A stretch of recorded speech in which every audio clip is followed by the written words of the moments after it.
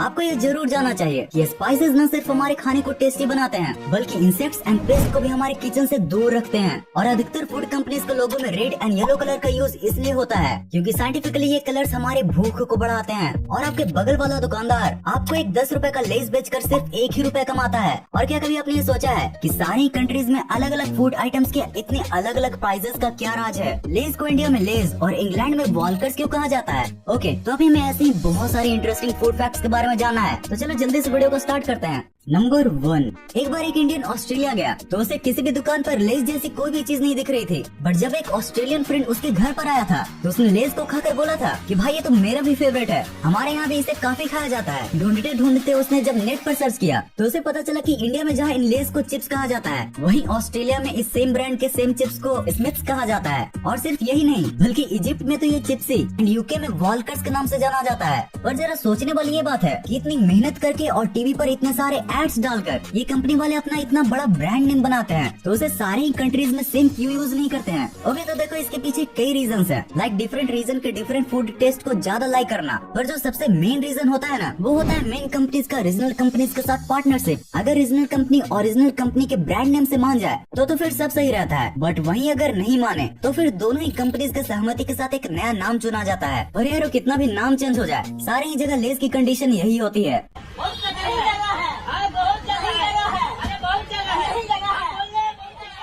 Number 2, अच्छा अगर मैं आपसे पूछूं कि जरा गेस करने की कोशिश करो कि दुनिया में सबसे ज्यादा चुराए जाने वाला फूड आइटम कौन सा होगा, तो आपका जवाब में भी हो सकता है चॉकलेट, कुरकुरे, लेज और बड़ों के नजरिए से whisky, wine etcetera etcetera. But in fact दुनिया का सबसे ज्यादा चोरी होने वाला फूड आइटम ये चीज होता है। सैडली आज दुनिया की टोटल चीज का 4% से ज्यादा चोरी हो चुका है। भाई चीज होता है इतना छोटा है कि कोई भी अपनी जेब में डालकर दुकान से गायब हो जाए। और भाई अगर इंसानों ने इसे गायब करने में कोई कसर छोड़ दी तो फिर हमारे प्यारे चूहे तो हैं ही। अच्छा देखो, मैंने अभी एक चूहा पकड़ा है। रुको पूछता हूँ कि इसने अब तक कितना चीज खाया है। हाँ तो चूहे महाराज बताओ कि अब तक तुमने कितना किलो चीज खाया है?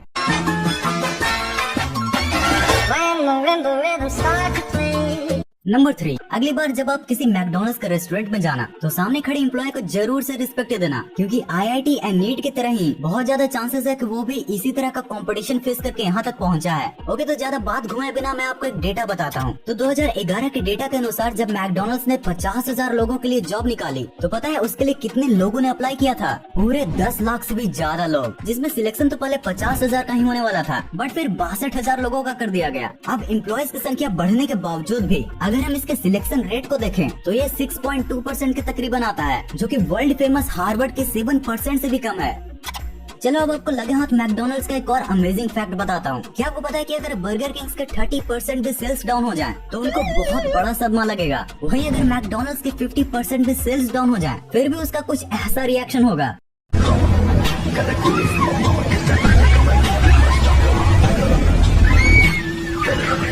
अब इसके पीछे ये कारण है कि McDonald's actually fully food company है ही नहीं, बल्कि आज भी उसका अधिकतर कमाई रियल एस्टेट यानी कि रेस्टोरेंट्स को रेंट पर देकर होती है।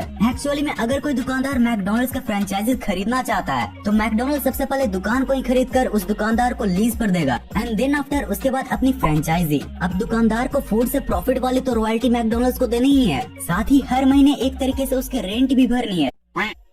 यार अगर आप भी समझना चाहते हो इन फूड फैक्ट्स के झोल को तो जरा गौर से समझना सेम फूड प्राइसेस के इन मल्टीपल रोल्स को। अब जैसा कि शायद आपको पता ही होगा कि जहाँ इंडिया में एक समोसा 5 से 10 रुपए का मिल जाता है तो वहीं अमेरिका में इसी एक समोसे का दाम 300 से 400 रुपए का होता है। यहाँ जहाँ पानी पूरी के एक प्लेट का दाम 10 से 20 रुपए होता है तो वहीं ऑस्ट्रेलिया में तकरीबन 500 रुपए। ठीक वैसे ही लेस जहाँ हमें यहाँ 20 रुपए का 52 ग्राम मिलता है तो वहीं श्रीलंका में इसी 52 ग्राम के लेस का दाम 275 रुपए है। पर यार सवाल यहाँ गुलाटियाँ मारते हुए खड़ा होता है कि आखिर क्यों, आखिर क्या है जिसके चलते प्राइसेस इतने ज्यादा ऊपर नीचे हैं? तो देखो इसके पीछे न कई लॉजिकल रीजंस हैं, जैसे डिफरेंट फूड टेस्ट का मार्केट होना। लाइक जैसे हम इंडियंस स्पाइसी खाना पसंद करते हैं वहीं अमेरिकन जैसे स्पाइसी खाते हैं। So I went to 7-Eleven and they have this like little gummy bear thing. 2 seconds later.